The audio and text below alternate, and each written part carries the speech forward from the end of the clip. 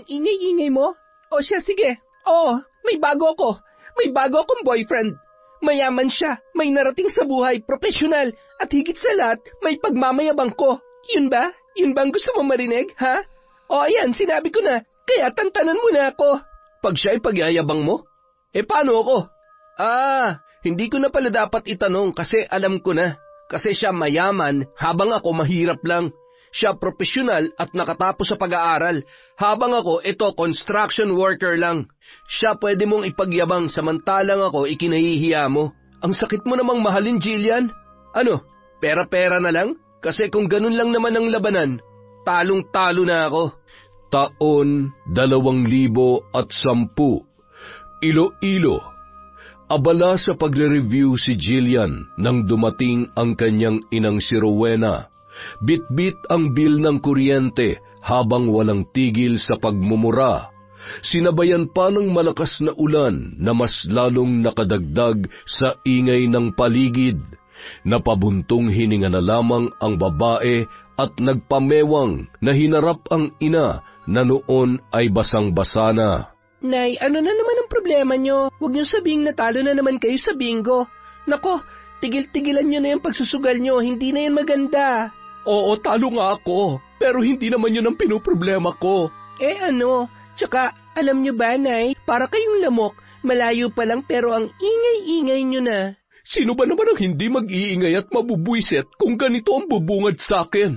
Tingnan mo, ang laki-laki ng bayarin natin sa kuryente. Ay nako, ewan ko ba, buwisit na ako sa buhay na to. Kahapon bill ng tubig, ngayon bill ng kuryente. Ano naman kaya bukas? Bukas? Malamang mga kolektor ng lending na pinagkakautangan nyo. Leche, kailan ba kasi tayo tatantanan ng mga utang at bayarin na yan? Dapat po tayo ang tumigil. Titigil saan? Sa paghinga? Ayos din yun para wala ng problema. Baliw ka ba? Gusto mong mamatay ang nanay mo? Hindi po kayo lang po ang nagsabi niyan. Ikaw kasi, kasalanan mo to. Anong kasalanan ko? Nananahimik nga lang ako dito At saka, magpasalamat ka may boyfriend akong sumusuporta sa pag-aaral ko. Kung wala si Joel, baka mas lalo ka mag-iingay dahil sa laki ng tuition ko. Hoy Jillian, pinagmamalaki mo pa talaga yung boyfriend mong yon? Nako, kung ako sa'yo, maghanap ka na lang ng iba, yung mayaman para naman makaahon tayo sa kahirapan na to. O di kaya'y maghanap ka na lang na matandang afam para isang kiliti lang, patay agad. Tapos mapupunta na sa atin yung mga ari-arian niya. O di ba ang galing ko mag-isip? Hay nako, ikaw na lang kaya, Nay. Ikaw nakaisip niyan dinadamay niyo pa ako. At saka, oo, hindi mayaman si Joel pero at least natutulungan niya pa rin ako sa mga gastusin ko sa pag-aaral. Dapat nga magpasalamat tayo sa kanya Kasi kung hindi dahil sa kanya, wala kang anak na graduating na ngayon sa kolehiyo. Oo nga, nakakatulong siya sa pag-aaral mo pero hindi sapat yun. Ang piliin mo kasi yung totoong mayaman para naman makaranas din tayo ng marangyang buhay. Ewan ko sa inyo, Nay. Oh, bakit? Sa panahon ngayon, Jillian, dapat wais tayo. Ang hirap kasi sa inyo, nilalason kayo niyang pagmamahal niyo. Ay nako, mapapakain ba tayo ng pagmamahal na yan, ha? Oo na, sige nanay. Hindi na ako makikipagtalo sa inyo, kaya please lang tumahimik na kayo. Kasi kailangan ko pa mag-review Ay, eto pala tuwalya. Magbihis na po kayo, baka lamigin pa kayo dyan Kung dalaga lang ako, baka matagal na akong nakabingwit ng kano. Kaso nga lang matanda na ako Wala nang pupulot sa akin kasi nga wala nang asim. Kaya eto, sa'yo ko umaasa. Tigilan niyo nga ako, Nay. Sige na, may exam pa kami mamaya. Bawal bang mangarap o maghangad ng magandang buhay? Matanda na ako, Jillian. At ayaw ko naman mamatay na hanggang labandera na lang. Hindi na umimik pa ang dalaga sa mga sinabi ng kanyang ina. Alam niya nung mga oras na yon, wala siyang laban sa kanyang nanay. Ang opinyon pa rin nito ang masusunod. Bata pa lamang si Jillian, bukang bibig na ng kanyang ina ang marangyang buhay, ang pag-aambisyon na makaahon sa kahirapan. Mula nung musmus pa lamang siya hanggang sa nagdalaga ay silang dalawa lamang ang magkasama sapagkat 5 taong gulang pa lamang siya nang iwan sila ng kanyang ama. Sumama yun sa kanyang kabit. Samantala, abala sa pagliligpit ng mga gamit sa panggagamot si Aling Berna nang dumating ang kanyang anak na si Joel. Bitbit nito ang plastik na naglalaman ng kung anong bagay. Napakunot ang noo ng matanda nang tingnan niya yon at napausisa pa dahil sa kuryosidad. Akala ko ba bukas ka pa uuwi? Nag-absent po ako ngayon, Nay. Kailangan ko kasing ibigay ito kay Jillian. Ano ba yan? Tsaka, teka nga, umupo ka nga muna rito. Bakit ba pawis na pawis ka? Huwag mong sabihing tumakbo ka lang dito pa uwi. Para pong ganun na nga, Nay. Pero hayaan nyo na.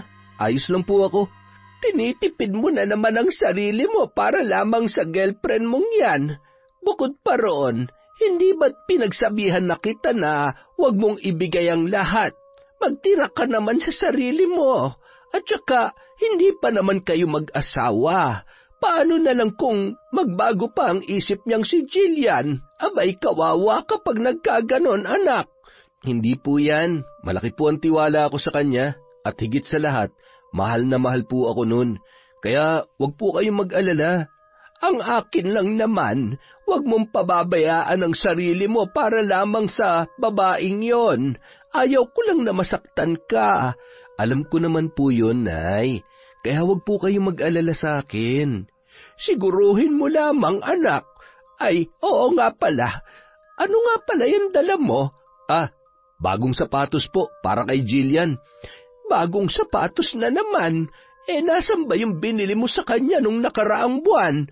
Nasira na raw po kasi, Nay. Kaya binilhan ko na po siya ng bago. Kailangan na kailangan daw po kasi nila para sa practice ng ano ba yun?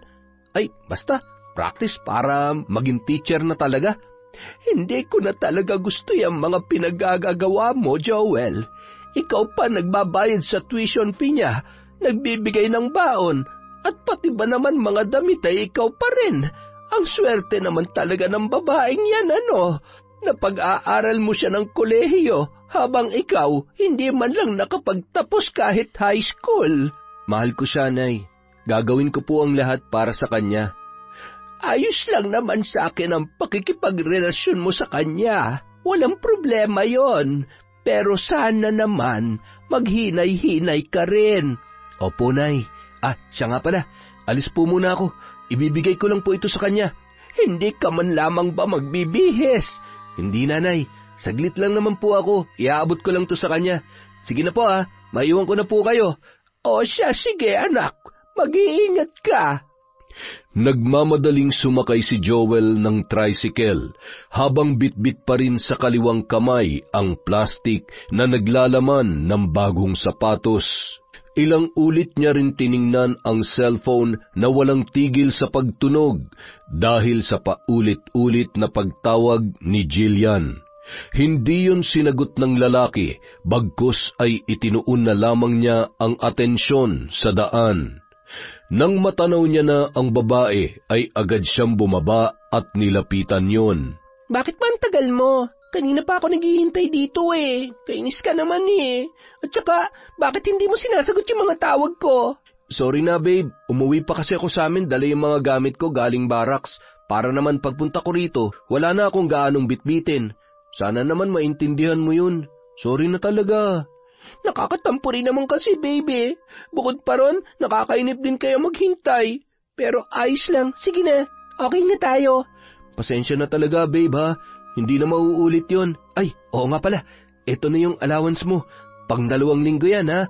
Ikaw nang bahala magkasya niyan. At saka, ito yung bagong sapatos, binilhan na kita. Sabi mo kasi, sira na yung binili ko sa nung nakaraang buwan Kaya, sana ingatan mo na to, ha?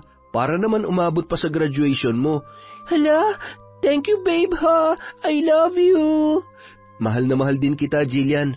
Basta, sabihan mo lang ako kaagad kung anong kailangan mo. At saka, mag-aral ka mabuti, ha? Yayakapin na sana ni Joel ang dalaga nang bigla yung umatras, kasabay noon ang pag-iling. Habang pinagmamasdan ng mga tao at ilang mga estudyante na nagsisidaanan at napapatingin sa kanila nung mga sandaling yon. Ikinahihiya mo ba ako? Hindi naman sa ganon, babe. Ano lang kasi, huwag kang maging sweet sa akin pag nasa public area tayo. Sana naman maintindihan mo yon. Bukod pa ron, hindi ba napag-usapan na rin naman na natin to noon? Hindi ko naman kasi maintindihan. Bakit ba ikinakahiya mo ko? Kung natatakot kang pagtawanan ng mga tao, hayaan mo sila. Wala silang ambag sa relasyon natin. Tayo nagmamahalan at hindi sila kasali ron. Hindi naman sa ikinahihiya kita, Joel. Sa katunayan nga, proud at thankful ako kasi mayroon akong boyfriend na kagaya mo. Masipag, mapagmahal, at maunawain. Kaso nga lang, pwede bang magbihis ka naman na maayos?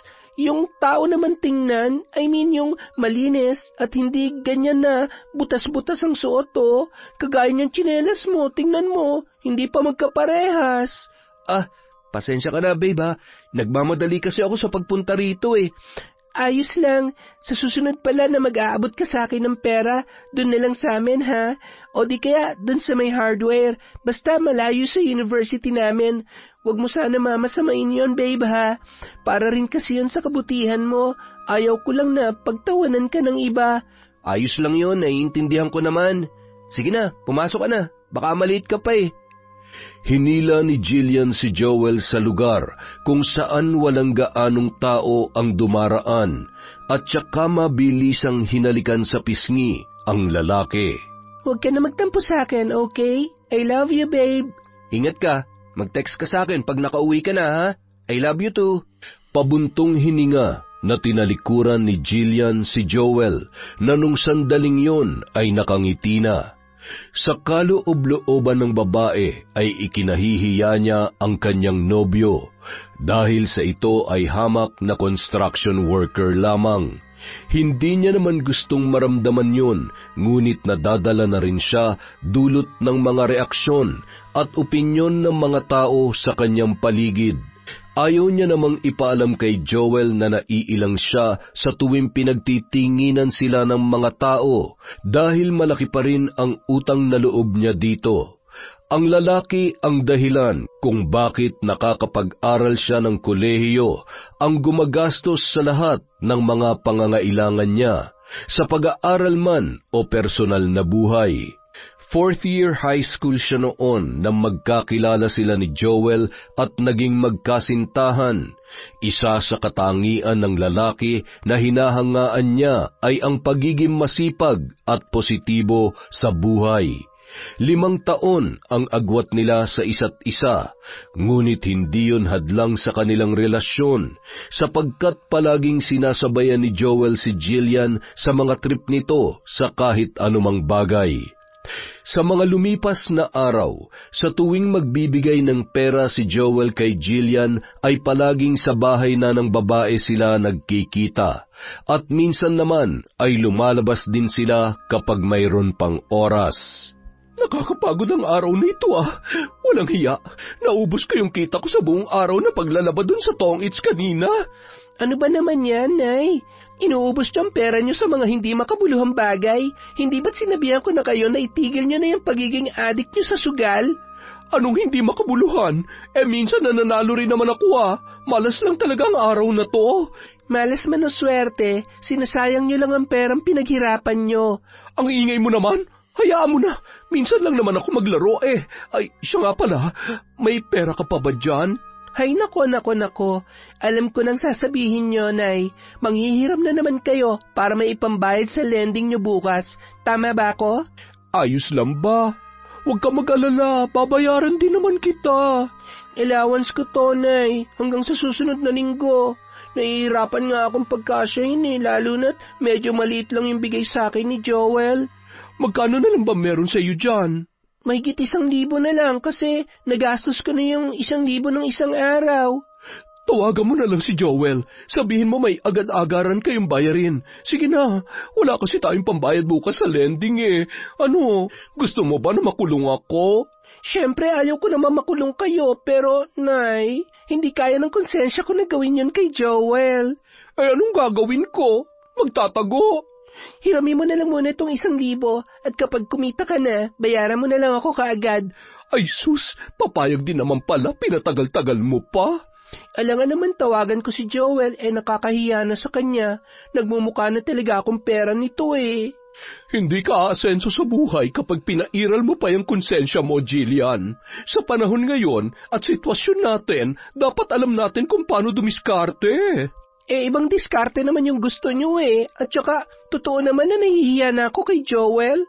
Nagsisinungaling kasi ako minsan sa kanya na may agaran kaming bayarin kahit na ang totoo lumalabas ako kasama mga kaibigan ko. O diba? Wala rin naman yung pinagkaiba sa sinabi ko kanina. Nagsisinungaling ka pa rin naman sa lalaking yon. Basta, nag-iingat lang ako at baka malaman niya na yung ibang binibigay niyang pera ay ginagamit ko pambili ng mga luho ko. Kung nag-boyfriend ka lang sana ng mayaman, di sobra-sobra pa sana yung nabibili mo, hindi yung kanya na limitado. Ano bang gusto niyo? Hiwalayan ko si Joel? Paano na lang yung pag-aaral ko kung ganon? Mapapakinabangan ko pa siya, Nay, kaya hindi ko pa siya pwedeng pakawalan sa ngayon. Marami pang sinabi ang ina ni Jillian, ngunit hindi niya na yon pinansin pa. Bagkus pumasok na lamang siya sa kwarto at nakipag-text kay Joel. Tuwing gabi lang sila nakakapag-usap sapagkat siya ay mayroong klase habang ang lalaki naman ay mayroong trabaho. Lingid sa kaalaman ni Jillian, tinitipid ni Joel ang kanyang sarili upang makapag-ipon at may maibigay sa kanya. Tuwing Lunes hanggang Sabado, nagtatrabaho ang lalaki bilang construction worker at tuwing Linggo naman ay buong araw itong naglalako ng taho upang kumita ng ekstrang pera. Mas inuuna nito ang kapakanan at kinabukasan ng babae kesa sa kanyang sarili. Isang araw. Hello, Nay. Napatawag ka. Buti vacant namin ngayon, kaya eto, nasagot kita. Pag-uwi mo, bumili ka ng gas, ha? Magagasera tayo ngayong gabi. Bakit? Ano nangyari? Huwag niyo sabihing naputulan tayo ng kuryente. Ano pa nga ba sa tingin mo? Oo na, sige na. Bibili na lang ako mamaya. Sige na muna, Nay. Patayin ko muna ang tawag, ha? Medyo masakit kasi ang tiyan ko, Kailangan ko lang mag-CR. Hindi na hinintay ni Jillian ang sagot ng kanyang ina. Bagkus ay binabaan niya na lang yon ng tawag at pagkatapos ay nagmamadaling tumakbo palabas, patungo sa CR ng kanilang eskwelahan. Sa kasamaang palad, dulot ng pagmamadali ay hindi niya napansin ang kanyang kasalubong at nabangga niya yon. Ay, visit naman. Sorry miss, hindi ko sinasadya. Sorry talaga. Naks kahit may edad na to, pogi pa rin. Miss? Okay ka lang? Opo, ayos lang po ako. Wala pong problema yon. Sigurado ka? Opo sir. Mabuti naman. Siya nga pala, tanong ko lang. Bago lang kasi ako rito Alam mo ba kung saan ako pwedeng mag-inquire tungkol sa masteral o doctorate programs? Opo sir, diyan kayo dumiretso tapos kaliwa lang kayo, dun yung registrar's office, dun ka makakapagtanong ng mga requirements. Salamat buti na lang ikaw ang nakasalubong ko. Ay sus, walang pong ano yan sir, tsaka pasalamat ka, gwapo ka. Nako, bulera. Siya nga pala, wag mo na akong tawaging sir, Marcus na lang, okay? Sige po, ako naman po si Jillian. Nice to meet you, Sir Marcus. Ay, Marcus pala. Nice to meet you too, Jillian. Anong year mo na? Ano po? Pasensya na po. Banyong-banyo na po ako fourth year na sa kursong education. O sige, bilisan mo na dyan at hihintayin na lang kita dito, ha? Bahala po kayo. Paglabas ng dalaga sa CR. Aba, talagang nandito pa rin kayo, ha? Siyempre naman. Teka, future teacher pala tong kaharap ko, ha? Future teacher, pero pag hindi pinagpala, pwede maging asawa nyo, sir. Ay, Marcus. Pero biro lang po yun. Ang saya mo rin sigurong kabanding. Sana pag hindi ka busy, pwede tayo magkape o kumain sa labas. Don't worry, libre ko. Nako, hindi po ako tumatanggi sa libre, kaya agora po kapag hindi na busy. Yun, pumahayag din. Oo nga pala, pwede bang makuha ang number mo? Para ma-text kita kung sakaling hindi ka na busy. Agad na binigay ni Jillian ang kanyang number sa lalaki at ganoon din naman ang kanyang ginawa. Hiningi niya rin ang number ni Marcus upang kung sakaling hindi na siya busy ay makakalabas siya kasama ang lalaki. Pagkatapos nilang magkapalitan ng number, nagpaalam na sila sa isa't isa. Ngunit si Jillian ay tila naiwang tulala habang inaamoy ang kanyang kamay kung saan ginamit niya yon sa pakikipagkamay kay Marcus. Naku, Jillian, kumekerengking ka pa talaga kahit may boyfriend ka na. Pero in fairness, ang bango ng lalaking yun, ha? Tsaka, nagbibiro lang naman ako kanina, pero bakit sineryoso niya? Bahala na nga, at least makakalibre. Bukod pa ron, ang pogi niya. Nakakagigil. Pailing-iling na lamang na bumalik sa klase si Jillian habang walang tigil sa pag-amoy sa kanyang kamay na nanunuot pa rin ang bango. Pagsapit ng gabi, nakatanggap nga siya ng message mula kay Marcus. Hindi niya rin maitago ang nararamdamang pagkagalak sa kausap dahil sa matatamis nitong pick-up lines at hirit na noon lamang niya narinig. Hoy, gabing-gabi na! Ay naku, patulugin mo nga ako, Jillian. Tsaka kanina ka pa hagik-hik ng hagik-gik dyan. Sino ba yan, ha? Wala na nga tayong kuryente, nakuha mo pa talaga makipaglandian. Grabe naman kayo, Nay. Landian talaga. Hindi ba pwedeng natutuwa lang ako sa kausap ko? Hay nako, panigurado si Joel na naman yan. Akin na nga yung cellphone mo. Hindi na talaga ako natutuwa sa lalaking yan. Mabilis na hinablot ni Rowena ang cellphone ng kanyang anak. At pagkatapos ay binasa ang nakasulat doon. Marcus? Sino to? Manliligaw mo? Hindi akin na nga yan, Nay. Hindi raw bakit parang namumula ka dyan? Parang kinikilig ka pa sa mga bawat banat niya. Hay, ewan ko sa iyong babae ka. Kung magpapaligaw ka man, sana doon naman sa mayaman. Ano, mayaman ba yan, ha? May kaya ba yan sa buhay? Hindi ko nga manliligaw to, Nay. Tsaka, kanina ko pa lang siya nakilala. Pero sa usaping mayaman, sa tingin ko, oo. Sa pananamit, tindig, at sa paraan ng pakikipag-usap niya, parang galing talaga siya sa mayamang pamilya. At saka, amuyin mong kamay ko, ang bango, diba? Nakashake hands ko kasi siya kanina, at ang masasabi ko lang, ang bango-bango niya, sobra! Naku, mabango nga. Ay, oo nga pala, ilang taon na ba yung lalaki na yan? Hindi ko alam pero sa tingin ko, nasa 40 o mas bata pa ng konti. Ay, baka pamilyado na yan, ha? O di kaya may mga anak na. Pero kung wala, ipush mo na. Akitin mo o di kaya ilabas mo na yung makamandag mong ganda. Tuklawin mo na hanggat maaga pa. Baka kasi makuha pa yan ng iba, sayang naman. Grabe naman kayo, Nay. Baka nakakalimutan nyo na may boyfriend ako. Ay sus, mamili ka, yung boyfriend mong mukhang hindi naliligo o yung mayaman na mabango. Gamitin mo yung utak mo, Jillian. Hindi na umimik pa ang dalaga, bagkus ay pabuntong hininga niyang ibinalik ang kanyang atensyon sa kanyang cellphone, na noon ay wala ng tigil sa kakatunog, dahil sa maraming mga messages na mula kay Marcus. Sa mga lumipas na araw, naging malapit sa isa't isa ang dalawa. Palagi siyang tinatawagan ng lalaki na kanya namang ikinatuwa dahil sa tila malambing nitong tono. Ang pagiging maalalahan ni Marcus sa kanya ay nagbibigay din ng kakaibang saya na kailanman ay hindi niya naramdaman kay Joel. Isang umaga, abala sa paglalaba si Jillian nang tumunog ang kanyang cellphone. Nagmamadali niya yung kinuha. Nagbabaka sakali na si Marcus yun. Ngunit napawi ang kanyang mga ngiti nang makita na si Joel ang tumatawag. Hello, napatawag ka. May kailangan ka ba? Oh, bakit parang naiinis ka? Ayos ka lang ba, babe? At saka, kailangan ba talagang may rason kung tatawag ako? Hindi ba pwedeng namimiss lang kita? Bihira na lang kasi tayo mag-usap I miss you too. Pwede bang next time na lang tayo mag-usap, Joel? Wala kasi ako sa mood makipag-usap ngayon May dalaw ka ba? Kaya medyo mainit yung ulo mo?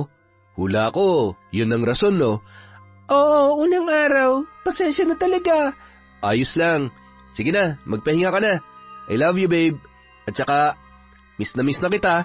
Usap na lang tayo kapag hindi na ako busy. Sa ngayon kasi, marami akong tambak na assignments at projects eh. Sige na, bye! Padabog yung ibinaba ni Jillian at ng mga sandaling yun, hindi niya maipaliwanag kung bakit ganun na lamang ang kanyang reaksyon.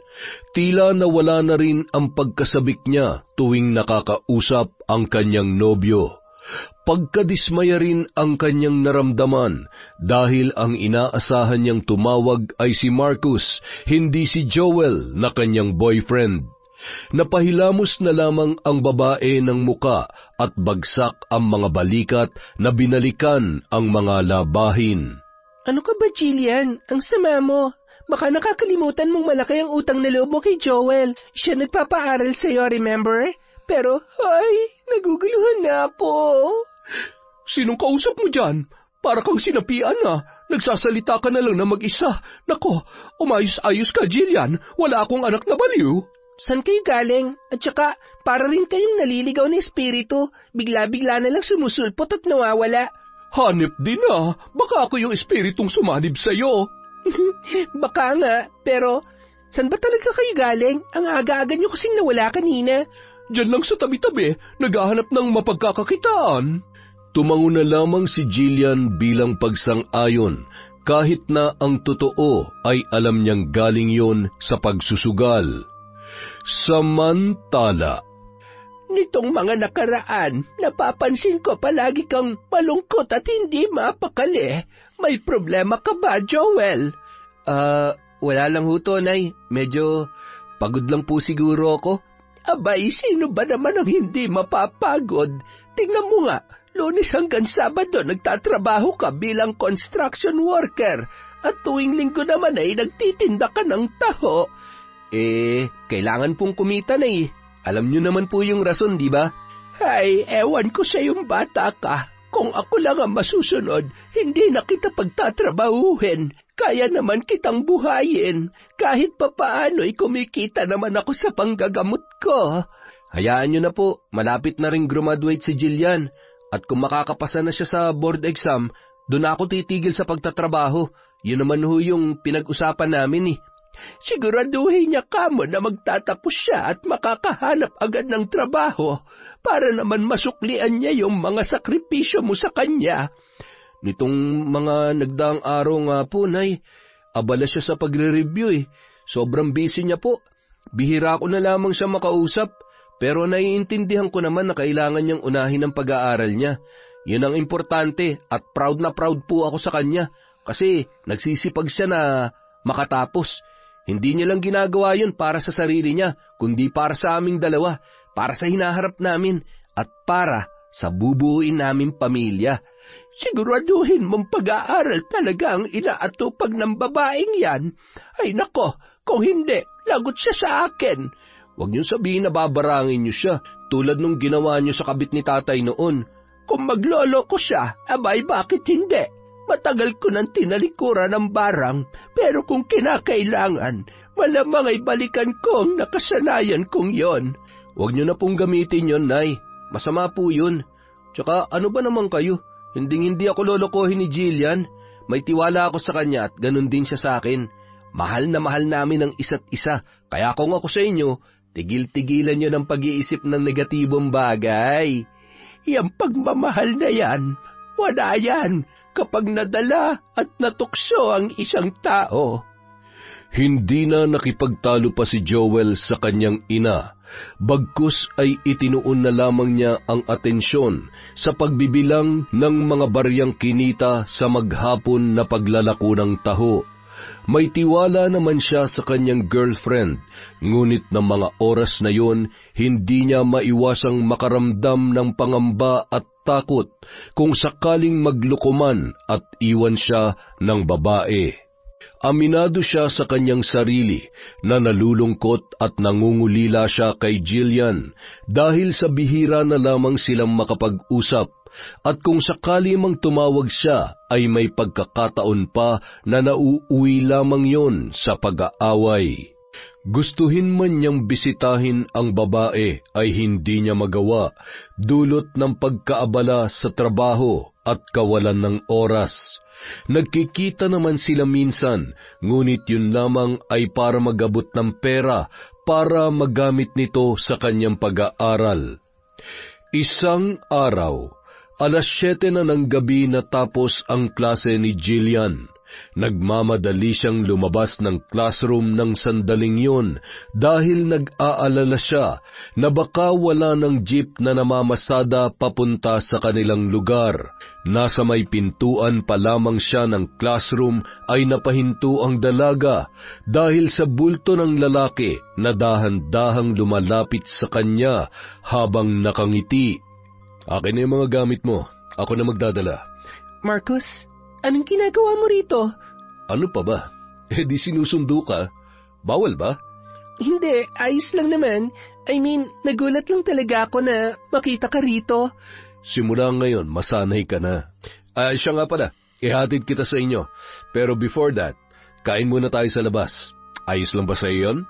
Nako, nakakahiya naman sa'yo pero salamat talaga Marcus ha. Hulog ka talaga ng langit sa akin. Walang anuman yon. Tara na? Tara na, gutom na rin ako eh. Nagpatiuna ng naglakad si Jillian habang nakasunod naman sa kanyang likuran si Marcus.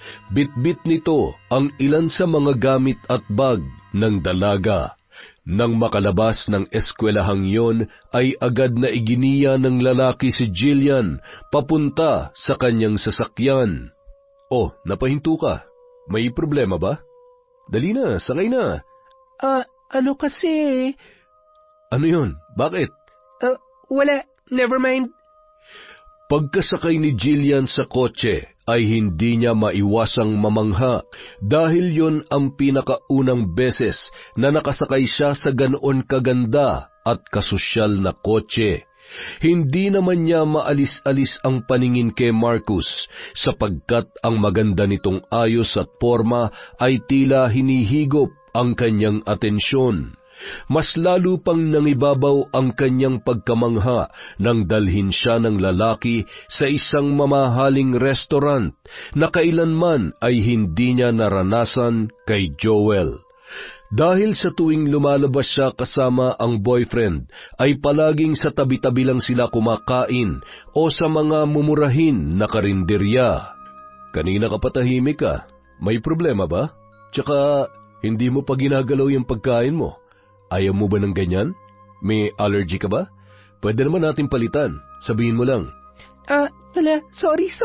Gusto ko naman ng mga pagkain. Hindi ko lang maiwasang ma-amaze. Kasi first time ko lang maranasan ng mga to eh. Ang makasakay sa mamahaling kotse, ang makapasok sa ganito kasosyal na restaurant, at higit sa lahat, ang makatikim ng ganito kasarap na mga pagkain. Pasensya na kung medyo ignoranteng pakinggan ha. Alam mo naman na mahirap lang kami. Si nanay, minsan labandera, minsan naman manicurista. Yan ang pinagkakakitaan niya na ikinabubuhay naming dalawa. At saka, ako, swerte na lang kasi may scholarship. Rumaraket din ako minsan para kumita ng pera at magamit ko kung sakaling may mga projects. Hindi itinago ni Jillian ang buhay nilang mag-ina kay Marcus. Sinabi niya ang lahat-lahat. Bukod lang sa boyfriend niya na nagpapaaral sa kanya. Nang mga sandaling yun, ayaw niyang ipaalam sa kaharap ang tungkol kay Joel dahil baka layuan siya nito at maaaring ikawala pa ng pagiging malapit nila sa isa't isa. Dahan-dahan namang hinawakan ni Marcus ang kanyang kamay at mahina yung pinisil-pisil. "Yan ang reason kung bakit nagustuhan kita, Jillian." Ha? Anong ibig mong sabihin? Hindi ba halata? Gustong-gusto kita. Kahit sa sandaling panahon lang kita nakilala, pakiramdam ko, ayaw na kitang pakawalan pa. Imposible man na magustuhan mo ako dahil sa agwat ng edad natin, pero ito lang ang masasabi ko sa'yo. Gagawin kong lahat para lang masuklian mo yung pagtingin ko sa'yo. Liligawan mo ako? Oo, sana, kung papayag ka. Pwede bang magtanong muna? Sige lang. Ano ba yon? Wala ka bang asawa at mga anak? Wala akong anak. Hindi kasi kami nagkaanak nung asawa kong namatay 5 years ago. Ha? Biyudo ka pala? Anong ikinamatay ng asawa mo? Pasensya na kung napakatsismosa ko. Ano ka ba? Ayos lang yon. magtanong ka lang ng kahit ano. Ang ikinamatay niya ay breast cancer. Meron din siyang kidney failure na naging dahilan kung bakit naging complicated yung sitwasyon niya. Pasensya na ha, kung ano-ano na lang ang tinatanong ko. Ayos lang, walang problema yon. Sige na, kumain ka na dyan. Pagkatapos nito, magsha-shopping tayo. Hala, nakakahiya naman. Huwag ka na mahiya. Hindi ba't sabi ko gagawin kong lahat para sa'yo? Nakangiting tumango si Jillian sa sinabi ni Marcus. Hindi niya rin maipaliwanag ang saya nang malaman na walang anak ang lalaki at byudo na yon. Pagkatapos nilang kumain, dinala siya ni Marcus sa isang mamahaling mall. Hindi niya naman pinalagpas ang pagkakataong yun. Kumuha siya ng mamahaling bag, sapatos, alahas at kung ano-ano pa. Hindi lang siya kumuha ng para sa kanya, kundi para rin sa kanyang ina. Maraming salamat, Marcus, ha? Saad pa ni Jillian habang tinatahak ang kalsada pauwi sa kanila. Wala rin namang tigil sa kakangiti si Marcus dahil sa napapasaya siya ng dalagita. Kanina ka pa pasalamat ng pasalamat ah. Nako, kung uulitin mo pa yan, hindi ka na makakaulit sa susunod. Ay, ganon? So dapat pala, hindi na ako magpasalamat para makaulit pa? Biro lang. Ay, siya nga pala, tungkol sa panliligaw ko. Papayagan mo na ba ako? Wala ka namang boyfriend, di ba? Wala. Wala akong boyfriend. So, pwede nga ako manligaw? Hayaan mo, hindi naman ako nagmamadali. Sige lang, ayos lang sa akin. Totoo? Sigurado ka? Oo nga, paulit-ulit. Yes, I love you. Thank you. Thank you, Lord. Natawa na lamang si Jillian sa naging asal ng lalaki. Tila naging teenager yon na tuwang-tuwa dahil sa napansin na rin siya ng babaeng nagugustuhan. Nakahawak ang kaliwang kamay ni Marcus sa manibela habang ang isa naman ay pilit na inaabot ang kamay ni Jillian. Diyan na lang pala ako. Ay, siya nga pala, hindi na muna kita iimbitahan sa loob ha. Hayaan mo, sa susunod ipapakilala na kita kay nanay. Sigurado ka? Ihatid na lang kita, medyo marami rin kasi tong pinamili mo. Huwag ka mag-alala, kering-kering kung buhati ng mga yan. Nagpumilit pa ang lalaki kay Jillian na tulungan siya nito, ngunit hindi niya yun pinayagan at ipinakita na lamang na kaya niyang bitbitin ang mga pinamili, upang hindi na yon mangulit pa. Ayaw din ni Jillian na pumasok si Marcus sa kanilang bahay dahil alam niyang makalat at nagsusugal ang kanyang nanay kasama ang kumari noon sa loob. Nang masigurong nakaalis na ang lalaki, ay siya naman pasok ni Jillian sa kanilang bahay. Nang mga sandaling yon ay nakasalubong naman niya sa may pintuan ang mga kalaro ni Rowena na kalalabas lamang. Napatingin pa yun sa kanya, ngunit pinagsarhan niya lamang ng pinto at nagmamadali niyang inilapag sa sahig ang kanyang mga pinamili. Wow, ang dami ah! Saan galing ang mga yan? Sinundo kasi ako ni Marcos sa classroom namin kanina. Kumain kami sa labas at pagkatapos ay nag-shopping. Aba, ang swerte mo naman. Ikaw kumakain na masarap habang yung ina mo rito pinagtsatsagaan ng sardinas. Ano, wala bang para sa akin dyan? Kahit bagong damit man lang na may pagyayabang ko sa mga kumari ko. Makakalimutan ba kita, Nay? Siyempre meron ka rin dito. Damit bang hanap mo? Oh, eto, may sandals, sapatos, at mga shorts pa. Namili rin kami ng hikaw. 4 to, tig-2 tayo. Pero bago nyo isukat ang mga yan, kumain muna kayo. Nag-take out kami ng pagkain para sa inyo. Galanteng-galante Ay, siya nga pala. Ano na? Bakit binilhan ka ng Marcos na yun ang mga ganito? Kayo na ba? Hindi pa, pero nanliligaw siya. Oh, ano? Ano pang hinihintay mo? Sagutin mo na! Ang bilis naman yata. Hindi ba pwedeng pag-isipan ko muna? Ano pang pag-iisipan? Eto na nga mga sagot, oh. Bukod pa ron, ito na. Ito na yung simula ng pagbabago ng buhay natin. Ayaw mo ba ng magandang buhay? Yung makakakain ka ng mga masasarap na pagkain araw-araw, yung mabibili mo lahat ng mga gusto mo, at higit sa lahat, makakagala ka kahit saan mo gusto. Kaya sige na, sagutin mo na yung Marcos na yon. Yun na nga, Nay, eh. Gusto ko naman ng ganon. Kaso nga lang, ano kasi eh. Paano si Joel? Hindi ko nga sinabi kay Marcus ang tungkol sa kanya eh. Nagsinungaling din ako na scholar ako at rumaraket ng kahit anong trabaho para masuportahan ang pag-aaral ko. Ewan ko ba? Hindi ko na alam. Naguguluhan na ako, Nay.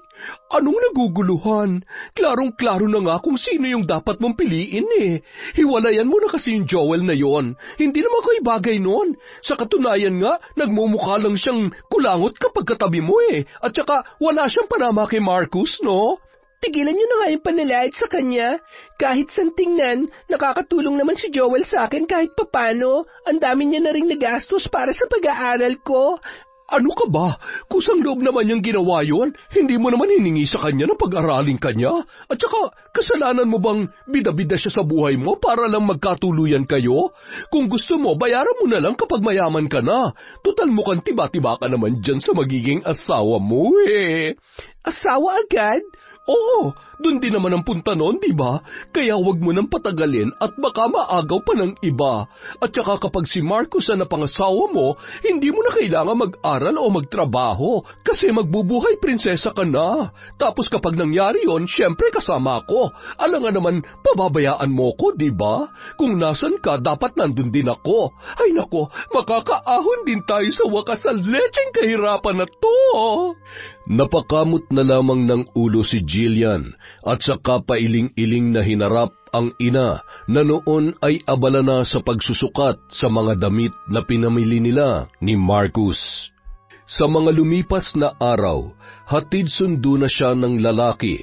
Palagi rin siya nitong dinadalaw sa bahay na ikinatuwa rin naman ng kanyang ina dahil sa mga pasalubong na dala ni Marcus.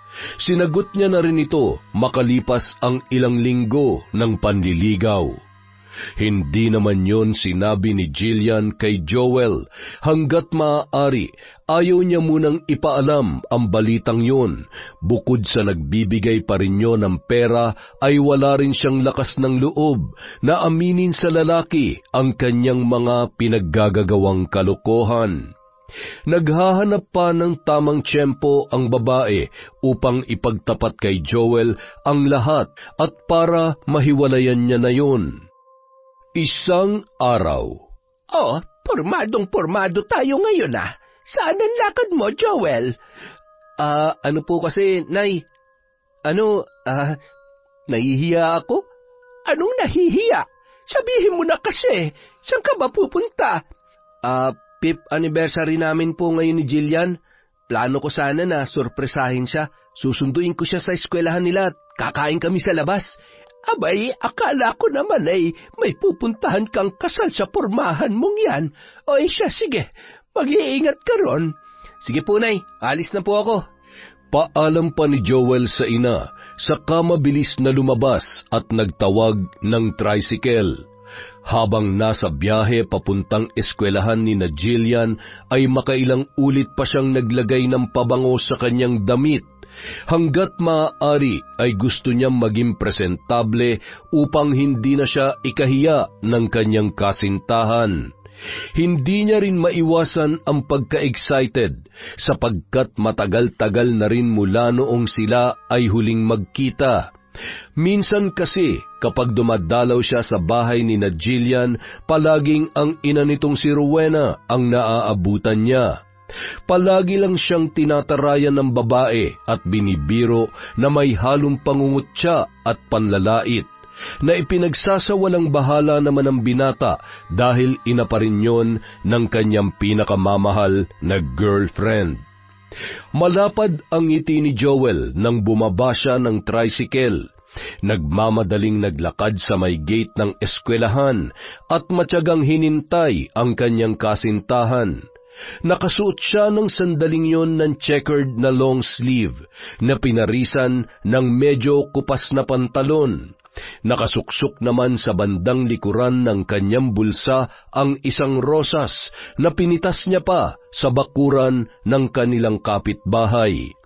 Sa ilang minutong paghihintay ay namataan ni Joel ang isang kulay blong kotse na noon ay kumikislap-kislap pa sa sobrang kinis. Nakaparada yon sa labas ng gate, ilang metro lang ang layo sa kanyang kinatatayuan. Ang ganda, ang yaman siguro na may-ari niyan. Sana balang araw, makabili rin ako ng ganyang kagarang sasakyan. Para naman, hatid sundo ko na lang sa trabaho si Jillian. Ilang ulit niya pa yung pinagmasdan na tila bolang kristal sa kanyang paningin. Napabalik lamang siya sa ulirat nang bumusina ng 3 beses ang may-ari ng sasakyan. Itinuon na lamang ni Joel ang atensyon sa may gate kung saan labas-masok ang ilang mga estudyante. Agad naman siyang napangiti nang makita si Jillian na papalabas na. Kinuha niya sa bulsa ang bulaklak at nagmamadaling nilapitan ang kanyang kasintahan. Babe, I miss you! Surprise! Happy 5th anniversary! Sabi pa ni Joel, sabay bigay ng bulaklak kay Jillian.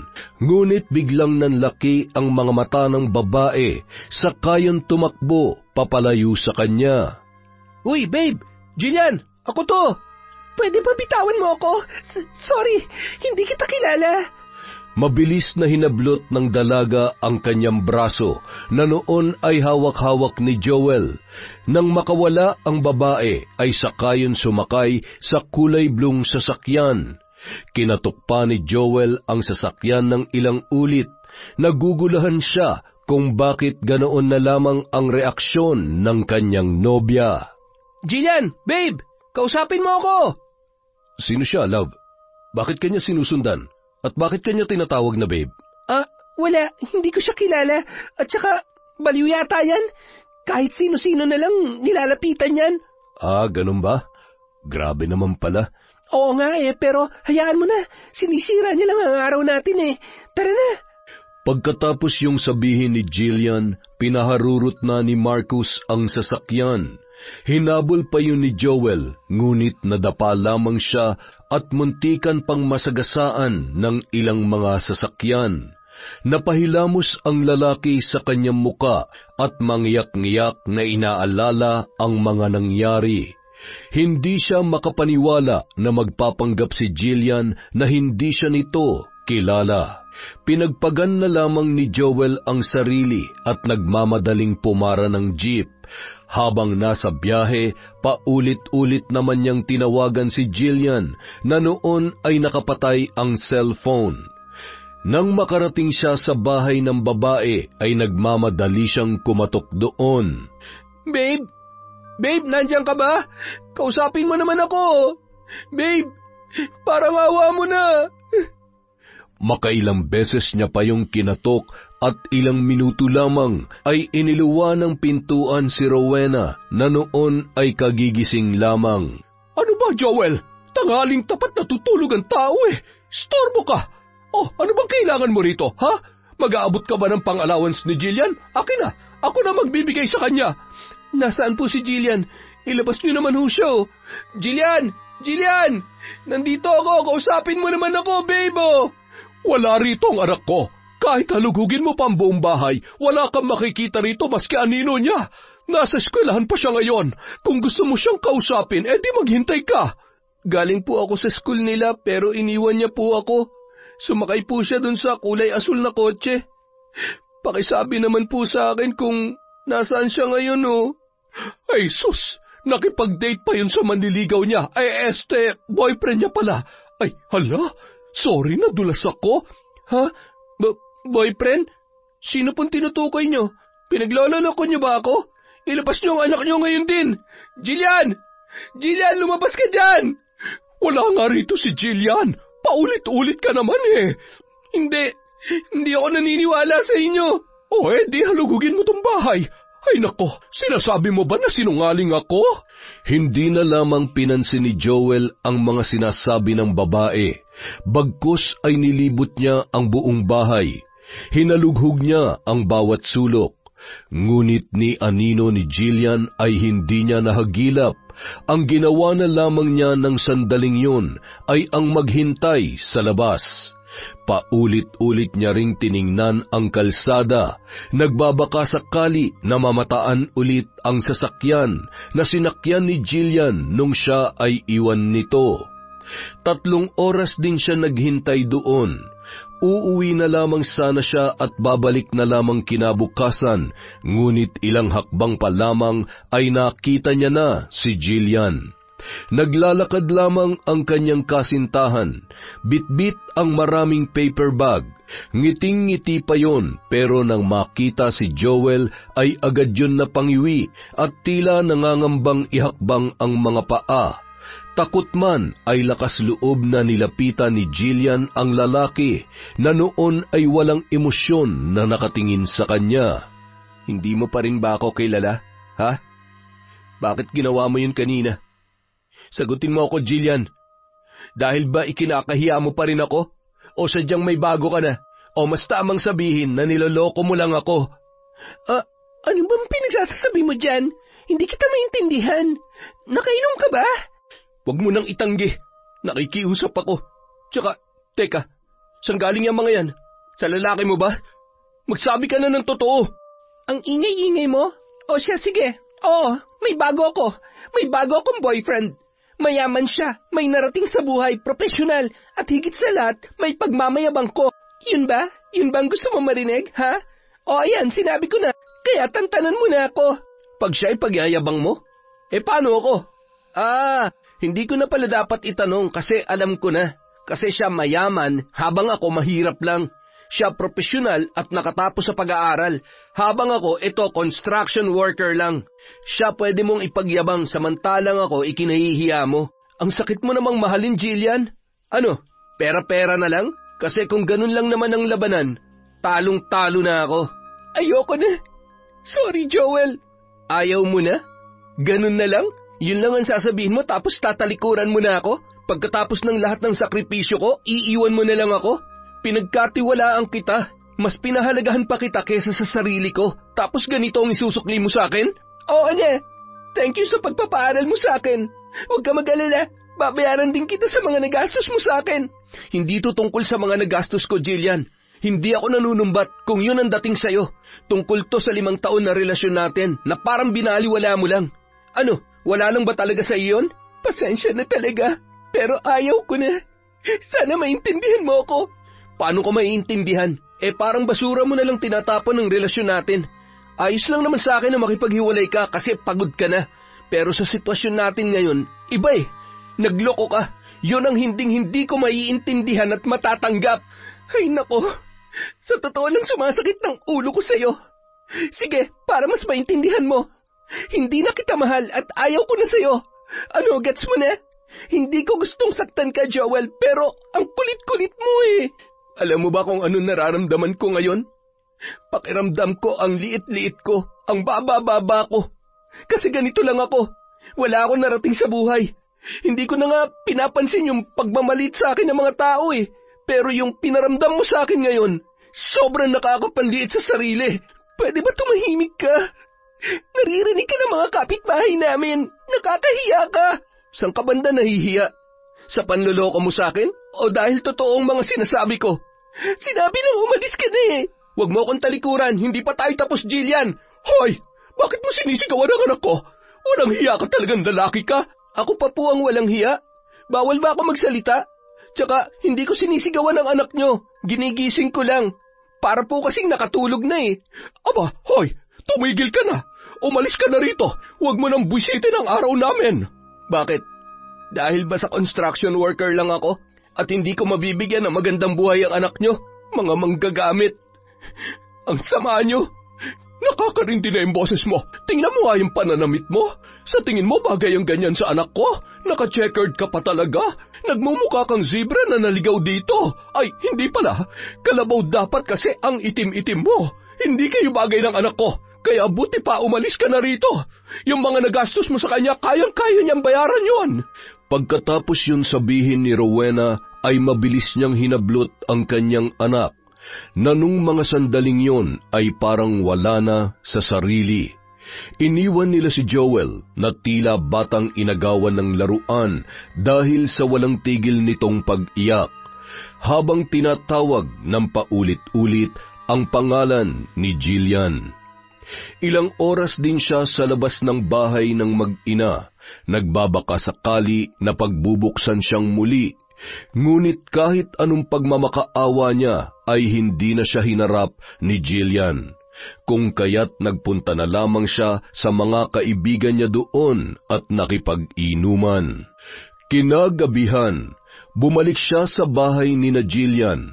Pasuray-suray na ang kanyang paglalakad dahil sa kalasingan. Nagwala siya sa labas habang nagmamakaawa na pagbuksan ng pintuan. Parendino, kanina pa yan lalaking yan Ang ingay-ingay. Dispatchahin na kaya natin? Wag pre, may record na nga tayo sa barangay. Dadagdagan mo pa? Ano, gusto mo bang makulong? Turuan lang natin ng leksyon para tumahimik. Aba, kala ko totodasin na natin Pero maganda yan, total lasing naman. Medyo makati-kati pa naman tong kamao ko. Halika na, pre.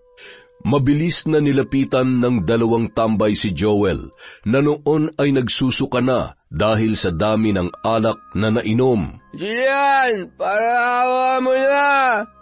Kausapin mo ako, babe. Pakiusap naman. Hoy, kanina ka pa. Ang ingay-ingay mo. Ano ngayon? Ano ngayon? Halika nga rito't nang maturuan ka ng leksyon. Bitawan mo ako. Mawawalang ya, bisit. Sabing bitawan niyo ako Aba, matapang to Pero tingnan na lang natin kung uubra ka sa amin. Hinila ng dalawang tambay si Joel sa isang madilim na bakanteng lote at doon ay pinagtulungan siyang bugbugin ng mga yon. Ang mas malala pa, nasaksak siya sa tagiliran na naging dahilan ng kanyang panghihina.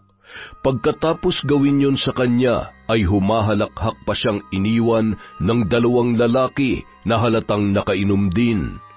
Mabilis na tinawagan ni Joel ang kanyang ina at umiiyak na ibinalita ang mga nangyari. Nay, tulungan niyo ako. Nasaan ka ngayon? Anong nangyari sa'yo? Tsaka, bakit hindi ka pa umuuwi? Nandito po ako sa bakanteng lote, papasok sa lugar nila Jillian. Naitulungan niyo ako.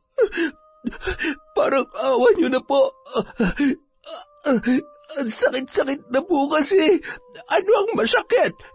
Teka, magtatawag lang ako ng tricycle. Huwag kang umalis dyan, pupuntahan kita. Umiiyak na ibinaba ni Joel ang tawag, saka humiga sa lupa. Sa ilang minuto niyang paghihintay sa ina ay biglang bumuhos ang malakas na ulan na naging dahilan ng mas kaawa-awang sitwasyon ng binata. Nang dumating ang kanyang nanay ay mabilis siya nitong isinakay sa tricycle. Wala na ring malay si Joel nung mga sandaling yon dahil sa magkahalong kalasingan at panghihina, dulot ng panggugulpi sa kanya ng dalawang tambay. Kinabukasan, 10:00 na ng umaga nang magising si Joel. Pagmulat niya ng kanyang mga mata ay hindi niya maiwasan ang tila pag-ikot ng paligid dahil sa nararamdaman na pagkahilo. Napatingin naman siya sa kaliwang bahagi ng higaan kung saan naroon ang kanyang ina, na tahimik na nagdadasal habang nakahawak ang kaliwang kamay sa kanyang noo. Ano po nangyari, Nay? Tsaka, bakit po may sugat ako? Bakit nga ba nagkaroon ka niyan? Buti na lang nagamot kita agad. Kung hindi ay, baka nagka-impeksyon na yan. Wala po akong maalala, Nay. Kasi lasing na lasing ka. Oo nga pala, bakit ka ba naglasing? Ano nangyari sa lakad mo kahapon? Akala ko ba magkikita kayo ni Jillian? Nagulat na lamang ang matanda dahil sa biglang pag-iyak ng kanyang anak nang mabanggit nito ang pangalang Jillian. Tapatin mo nga ako. Niloko ka ba ng babaeng yon? Kaya ganyan na lang kung ngumawa ka sa harapan ko. Nay, ayaw na po sa akin ni Jillian. Ipinagpalit niya ako sa mayamang lalaki. Ang sakit po. Ang sakit-sakit. Sobra. Ay sinasabi ko na nga ba?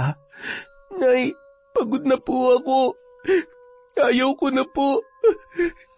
Gusto ko na mamatay, Nay. Ano ka ba? Anong mamatay? Sasayangin mo ang buhay mo para lang sa isang babae? Hindi siya kawalan, Joel. Hayaan mo siya. Magsisisi rin siya balang araw sa mga pinaggagawa niya. Nilang mag-ina. Ano? Akala mo ba hindi ko alam na minamaliit ka ng nanay niya? Nilalait o kinukutya? Kaya ko naman pong tiisin ang pangungutya sa akin ni Aling Rowena, Nay, eh. Ang hindi ko lang po kayang tiisin ay yung mawala sa akin si Jillian. Kailangan ko siya, Nay. Hindi ko kaya mabuhay nang wala siya. Nako, tigil-tigilan mo ako, Joel. Hindi tangke ng oxygen niyang si Jillian na kung wala siya hindi ka makakahinga. Ngayon, ang dapat mong gawin ay magpahinga at magpalakas. Nay, saan po kayo pupunta? Huhukayin ko ang kaalaman na ikinubli ko sa mahabang panahon. Ano pong ibig niyo sabihin, Nay? Sinabi ko na sa iyo noon na oras na lokohin ka ng babaeng yan ay parurusahan ko siya. At ngayon ang panahon na yon, hindi lang siya makakatikim ng paghihiganti ko, kundi pati na rin ang ina niyang matulis ang dila. Nay, huwag niyo pong gawin yan. Naguguluhan lang po si Jillian. Mapapakiusapan ko po siya na bumalik sa akin. Magiging okay din po ang lahat, Nay. Tigil-tigilan mo yung pagiging martir mo, Joel. At saka, hayaan mo kung gawin ang tungkulin ko bilang ina sa'yo. Kaya wag mo na akong pigilan. Magsasalita pa sana ang binata, ngunit iniwan na siya ng matanda. Alam niyang ang tinutukoy ng ina ay ang tungkol sa kaalamang pambabarang na maaaring gamitin laban sa mag-inang nanakit sa kanya. Samantala, pagkatapos talikuran ni Berna ang anak, ay agad niyang hinalughog sa lumang aparador ang kahon na kanyang ikinandado. 2 dekada na ang nakalilipas. Binuksan niya yon gamit ang kwintas na may palawit na susi. Pagkabukas pa lamang ay hindi niya maiwasang mapabahin dahil sa sobrang alikabok noon. Sa loob ay naroon ang maraming garapon na naglalaman ng iba't ibang patay na insekto, mga pulang sinulid, karayom, libro ng orasyon, at marami pang iba na magagamit niya sa pambabarang. Isinara niya muna yon at ibinalik sa aparador, saka lumabas at nagtungo sa likod bahay, kung saan may makipot na daan patungo sa kakahuyang bahagi ng lugar. Nanguha ang matanda ng mga sanga ng kahoy na maaari niya magamit bilang kasangkapan sa gagawing pambabarang. Pagkauwi ay agad niya yung itinago sa kanyang kwarto at kinandado ang pintuan noon upang hindi makapasok ang kanyang anak. Kinagabihan, eksaktong 12:00 ng gabi, kabilugan ng buwan, nagbigkas ng iba't ibang orasyon si Nanay Berna. Nasa loob siya ng kanyang silid habang nakaluhod sa gitna ng pabilog na mga kandila. Sa harapan ng matanda ay naroon ang isang itim na palanggana. Sa loob noon, mayroong maliliit na sanga ng balete, ipil-ipil at kalumpang. Binuhusan niya yon ng maraming abo sa kahinalo-halo. Pagkatapos, makailang ulit niyang binigkas ang iba't ibang orasyon habang hawak ang 2 papel kung saan nakasulat ang buong pangalan ng mag-inang sina Jillian at Rowena, ang 2 bibiktimahin ng mambabarang ng gabing yon. Ang bawat papel ay tinupi niya ng 7 beses, tsaka tinalian ng pulang sinulid. Binalot niya pa yon sa itim na tela at tinusok ng karayom upang maisarado. Pagkatapos ay kinuha niya ang malaki-laking sisidlan, mayroon yung laman na langis at may kaliskis pa ng ahas. Inilagay doon ni Nanay Berna ang itim na tela at hinayaang magpalutang-lutang. Nag-usal siya ng orasyon at ibinuhos doon ang mga garapon na naglalaman ng patay na pulgas, langgam, higad, surot at ipis. Pagkatapos noon ay hinintay ng matanda ang pagkaupos ng mga kandila. Sa kanya nilagay sa altar ang palangganang yon. Sa kabilang banda, kasabay ng oras na yon ay walang tigil sa pag-ungol si Jillian. Nananaginip ang babae na tinuklaw siya ng ahas, dahilan ng kanyang habol hininga. Napabalikwas din naman siya ng bangon nang maramdaman ang matinding pangangati ng katawan. Nagtatalon pa siya sa takot dulot ng maraming pulgas at surot na gumagapang sa kanilang higaan. Mabilis niyang pinagpag ang kanyang sarili at hinubad ang kanyang pajama, sabay kamot ng kanyang balat na noon ay marami ng pantal. Sa bawat pagkamot niya ay unti-unti yung kumakapal at humahapdi. Para bang may higad na dumikit sa kanyang balat at nag-iwan ng pananakit na tila sinusunog. Aray ko, ang kati naman nito. Ang hapdi. Nay! Nasaan ba yun? Mabilis na lumabas ang dalaga sa kanilang kwarto na walang tigil sa pagkakamot. Nakita niya naman agad ang ina na nasa sala na noon ay wala ring tigil sa paggulong sa sahig. Nay, anong ginagawa niyo dyan? Aray ko, buisit ang kati-kati. Tulungan mo ako. Ang sakit ng tiyan ko. Hindi ko na kaya to, anak. Teka, ano nangyari dyan sa binti niyo? Ha? Ano?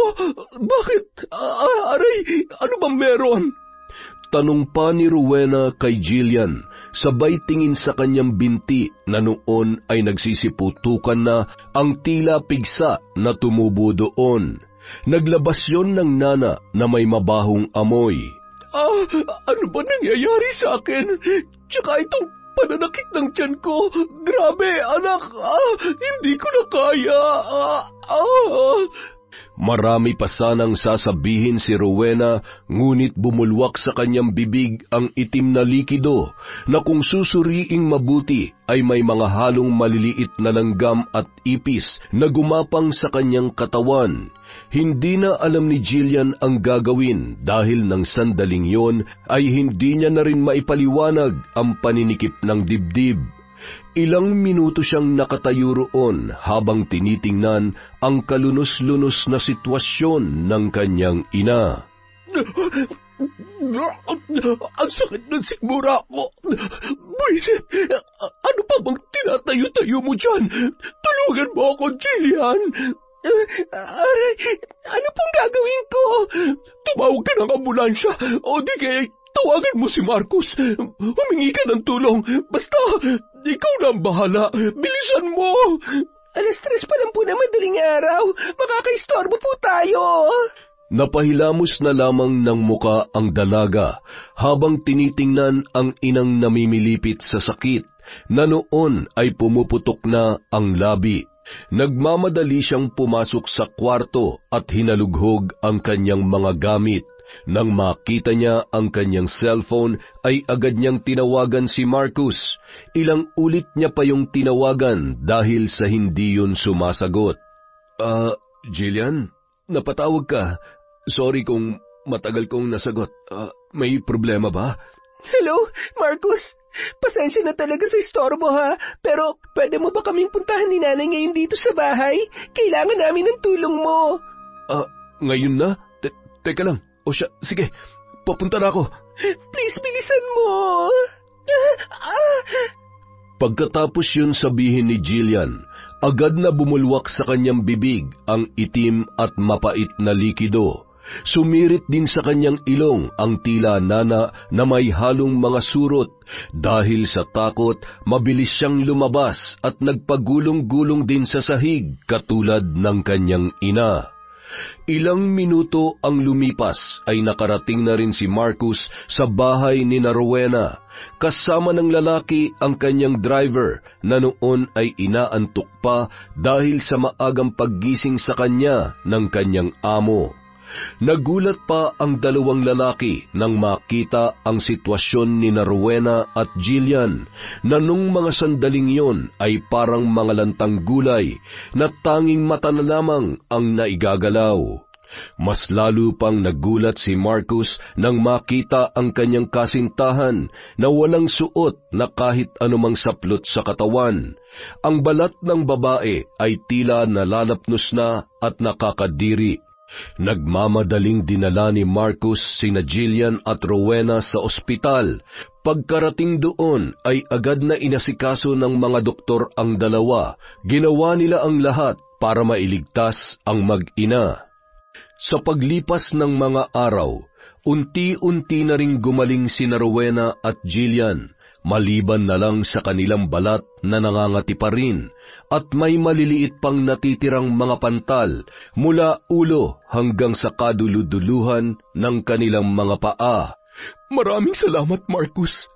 Hulog ka ng langit sa amin, lalo na sa anak ko. Ayos lang ho yun. Basta para kay Jillian, gagawin ko po ang lahat. Ay, siya nga pala, pwede na raw kayong i-discharge.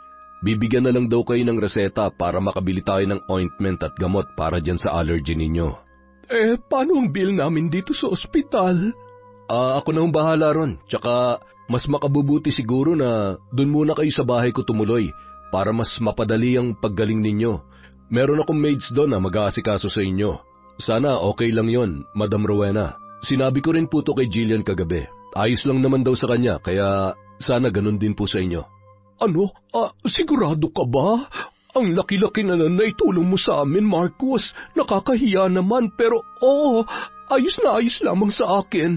Siya nga pala, huwag mo na akong tawagin, Madam.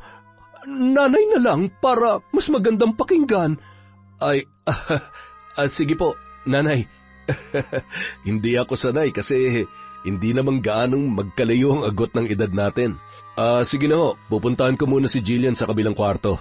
Mamayang tanghali ho tayo susunduin ng driver ko.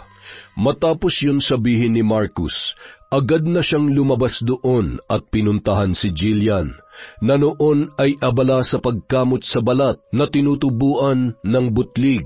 Nakausap ko na ang nanay mo. Ayos lang daw sa kanya na doon muna kayo tumira sa bahay. Mabuti naman. Siya nga pala. Thank you so much, love, ha? Tatanawin kong malaking utang na loob tong ipinapakita mong kabutihan sa amin ni Nanay. I love you. Ay, sus, wala yun. Basta para sa'yo. I love you more, Jillian. O siya, tigil-tigilan mo na yung pagkamot mo. Baka mas lalo pang lumalayan. Tiniis na lamang ni Jillian ang pangangati upang hindi na mag-alala pa ang lalaki.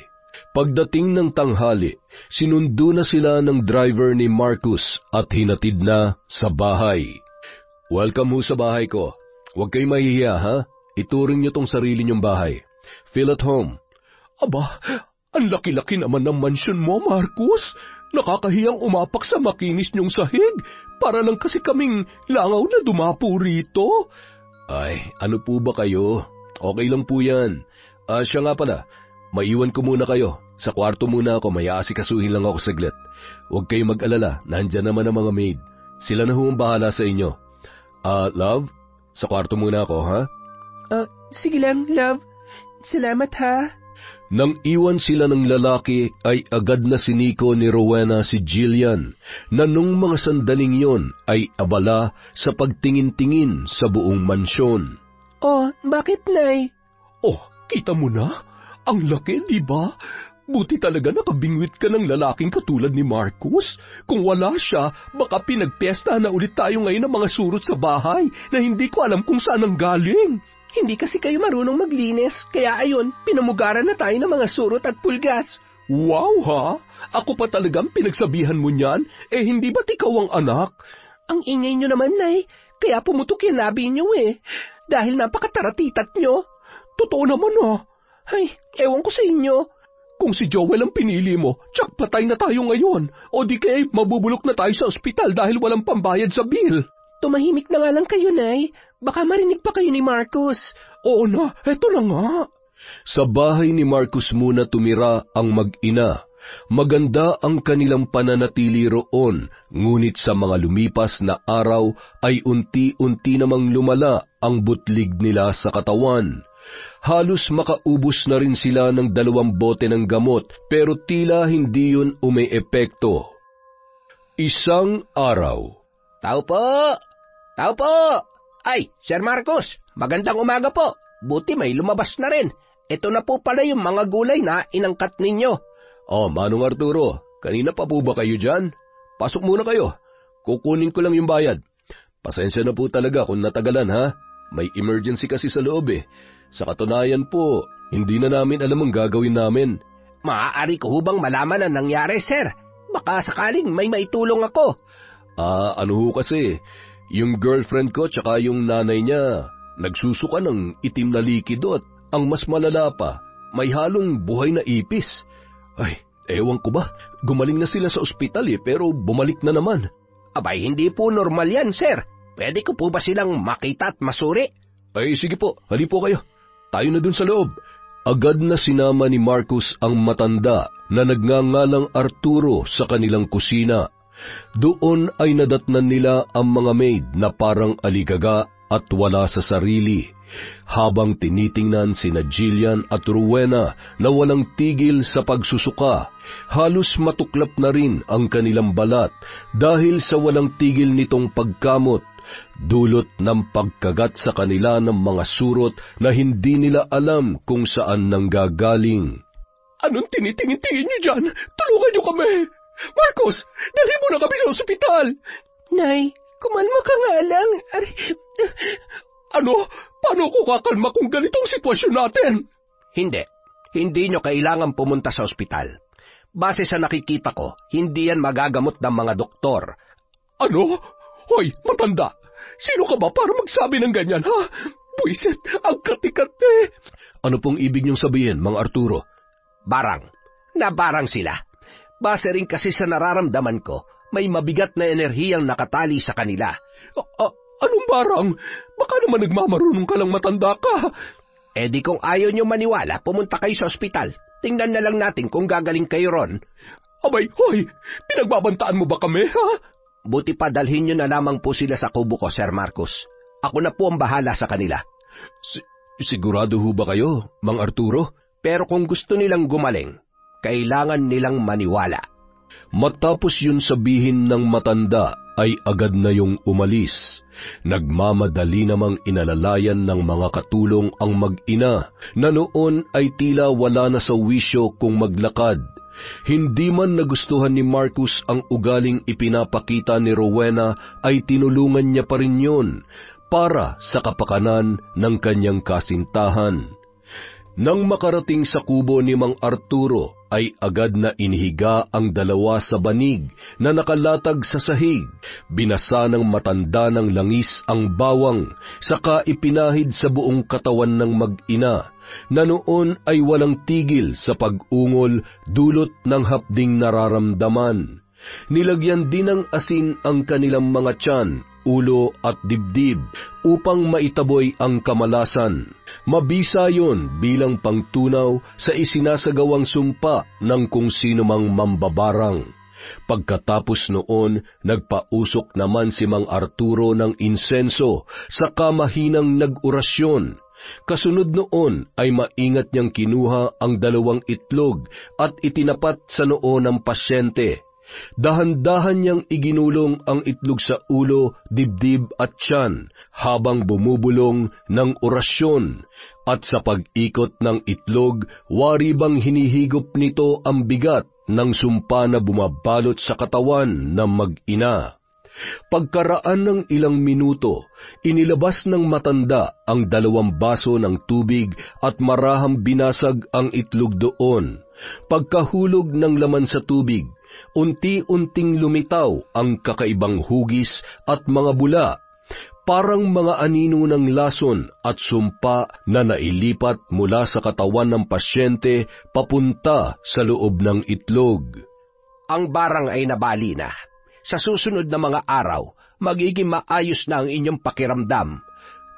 Pwede po bang malaman kung sino ang nambarang sa amin? Pwede naman. Sandali lamang. Agad na kinuha ni Mang Arturo ang 2 baso at ibinuhos yun sa palanggana. Nagpatak ng kandila habang binibigkas ang sagradong orasyon. Ilang minuto lamang ang makalipas, may nabuuroong muka ng isang matandang babae. Si Nanay Berna? Siguro yan nga ang pangalan niya. Iha, maaari bang malaman kung anong nagawa niyo sa kanya? Kung bakit niya kayo binarang? Hindi ko po alam na mambabarang pala siya. Kaano-ano niyo ba siya? Nanay po siya ng dati kong nobyo, yung ex-boyfriend kong nagpaaral sa akin na iniwanan ko. Ayun naman pala eh. Sino bang ipinalit mo sa kanya? Si Sir Marcos ba? Opo. Pero nagsisisi na po ako. Promise po, maniwala kayo sa akin. Maniwala man ako o hindi, nasa sayo pa rin yon, iha. Dapat yung mga lumalabas sa bibig natin ay tugma dito. Tugma sa puso at isipan natin. Maraming salamat po, Manong. Siya nga pala, pwede po bang humingi ng pabor? Sige lang, ano ba yon? Huwag niyo na lang po sana itong sabihin kay Marcos. Pangako po, magbabago na ako. Hindi ko na uulitin pang mga nagawa kong pagkakamali. Please po. May karapatan siyang malaman ng totoo, iha. Ako na po magsasabi sa kanya, pero hindi po muna siguro ngayon. O siya, sige. Nire-respeto ko ang desisyon mong yan. Tsaka, kung sakaling magising na si Nanay, pwede po bang huwag niyo nang banggitin to sa kanya? Baka kasi sugurin niya si Nanay Berna eh. Sige. Masusunod. Wala rin kasi akong tiwala dyan sa nanay mo dahil medyo masakit siya magsalita. Basta, lagi mo lang tatandaan, maging mabuti sa lahat at huwag nang gumawa ng mga bagay na ikasasakit ng iba. Opo, maraming salamat po ulit, Manong. Matapos yon ay agad nang iniwan ng matanda si Jillian at lumabas yon upang ipaalam kay Marcos na ang mag-ina ay nasa mabuti ng kalagayan. Sa paglipas ng mga araw at linggo, unti-unti na ring nakabawi ng lakas ang mag-ina. Hindi na rin sila pinauwi pa ni Marcos sa kanilang bahay, bagkus ay nanatili na lamang sila sa tahanan ng lalaki. Samantala, Nay, ayos na po ba kayo? Ayos na. Hindi na tulad nung nakaraan na parang wala na akong lakas na tumayo. Sabi ko naman sa inyo huwag nyo nang gamitin ang mga barang-barang na yan. Yan tuloy, napapahamak kayo. Ginagamit ko lamang naman yon para parusahan ang mga taong nagkakasala. Kapag may nagbali lang talaga ng barang na ginagawa ko, ay parang nawawalan din ako ng enerhiya. Pero ayos na ako ngayon. Siya nga pala, saan ka galing kahapon? Huwag mong sabihin na nagpunta ka na naman sa eskwelahan nila Jillian o di kaya ay sa bahay nila. Naku, Joel, tigil-tigilan mo na yan. Bukod pa ron, ang dami-dami pang babae dyan. Hindi ka mauubusan. Huwag ka mag-alala. Darating din ang tamang tao sa tamang panahon. Maghintay ka lamang. Hindi mo kailangang madaliin ang pag-ibig. Alam ko naman yan, Nay. Gusto ko lang talagang makita si Jillian. Namiss ko na po kasi siya 2 buwan na rin kasi mula nung huli ko siyang nakita. At saka, akala ko nitong mga nagdaang araw, papasok na siya sa klase. Kasi nga, nabali na yung barang na ginawa ninyo. Hayaan mo na siya, Joel. Basta, sa ngayon, ang masasabi ko lamang ay nasa mabuti na silang kalagayan. Bakit hindi pa rin po siya pumapasok sa klase? Sa mahigit 1 buwan niyang absent, ay maaaring hindi na siya makabawi pa. Bagsak na po siya? Ganoon na nga. Kasalanan ko yun, Nay. Ako po ang sumira sa pangarap niya. Huwag mo nga sisihin ang sarili mo. Kasalanan nila yon. Kung hinayaan lang natin sila, di sana makakamarcha na siya sa graduation nila sa susunod na buwan. Makakabalik naman siya sa susunod na taon. At saka, hindi ba't nagsama na sila nung mayamang lalaki na ipinalit niya sa'yo? Yun din ang sinabi ng mga kaibigan niya sa akin, Nay, nung minsan na nagpunta ako sa eskwelahan nila. Di makampante ka na. Hindi naman siguro siya pababayaan noon, kaya huwag ka nang makonsensya pa, anak. Napabuntong hininga na lamang si Joel sa mga sinabi sa kanya ni Nanay Berna. Sa mga lumipas na araw, pinilit niya na lamang kalimutan ang lahat at magsimula ng bagong buhay kasama ang kanyang ina. Lumipat din sila ng tirahan at doon ay namuhay ng payapa. Pinalitan niya rin ang kanyang numero upang wala nang makakontak pa sa kanya. Si Jillian naman ay namuhay din ng tahimik kasama si Marcus. Itinago niya pa rin ang sikreto tungkol sa kanyang nakaraan, sa dating nobyo na kanyang niloko. Gustuhin niya mang humingi ng tawad kay Joel, ngunit hindi niya na nagawa dahil ayaw niya nang guluhin pa ang lalaki. Ipinagdasal na lamang niya na gumanda ang kinabukasan noon at sana ay mapatawad siya sa kanyang kasalanan na nagawa. Yon! Napakasakit talaga ng pag-ibig, oo naman. Kaya ako single na lang talaga eh. Oy, shout out! Teka lang, simulan natin kay April Alfonso. Hi kay Cat Burglar Cutie, kay Scarlett Sky Maniego. Shout out po kay Maribeth Cernias, kay Glenda Ambagan, kay Mary Jane San Juan, kay Ernesto Arugante. Shout out kay Vicky Yabut. Hello po kay Eduardo Diamante from Negros. Hello sir. Hi din po kay Melinda Mari, kay Alma Naong, kay Jobel Ocfemia. Hi kay Jana May Creo, kay M. Rose Strong OFW. Shout out kay Rosalyn Percoma, kay Freddy Hagolino, kay Cheese Ega Hagolino from Rosemary Ifundal. Hi po kay Hilda Yumul, kay Jonah Lopez, kay Jelana Amanda. Shout out din po kay Hayashi Megan, kay Connie Formentera. Hi kay Rubilin Ude, kay Beth Mercado, kay Christy Gaitan. Shout out kay Analia Valiega, kay Celestina Sigua, kay Josie Aniban, Chris Alcantara, kay Rizan Ryle. Hi kay Robert Crimen, kay Feber Anyada, kay Red Gaspar, kay Pinky Ko. Shout out po kay Leia Tan, kay Finky Rusi 14, kay Baga Foro Nene.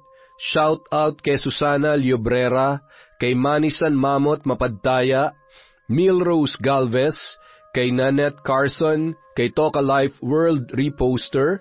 Hi kay Nena Diones, kay Celia Tolentino, kay Valerie Joy Nadal. Shout out kay Lori V, Shauma TV, Margie Banosong. Hi kay John Chris, kay Ashley Domingo, kay Crystal Albania, kay Jing Estrada, Vilma Bautista, kay Sean, Samuel at Sebastian from Chon Chamcheb. Maraming salamat po. Para po nga po pala sa hindi natin nabanggit, marami pa po tayong shout out. Maraming salamat again from Kwentong Enteng.